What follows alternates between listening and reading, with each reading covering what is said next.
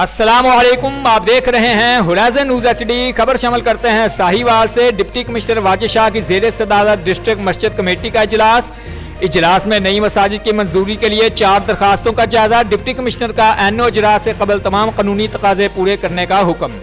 ADCG शेर Afghan, local government industry व दीगर मुतल्लिका महकमों के अफसरान की शिरकत। इजलास में नई मसाजिद के मुंतजमीन भी मौजूद थे।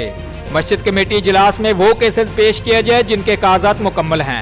कमेटी मेंबरान मसाजिद की जगहों का भी मुआयना करें। डिप्टी कमिश्नर ने डिस्ट्रिक्ट प्राइस असेसमेंट कमेटी इजलास की भी सदारत की। इजलास में मुख्तलिफ इलाकों के लिए जमीनों के रेट्स और असर नौ मुकर्रर करने का जायजा। रिपोर्ट महबूब चौधरी, सरपरस्ते आला, होराइजन न्यूज HD।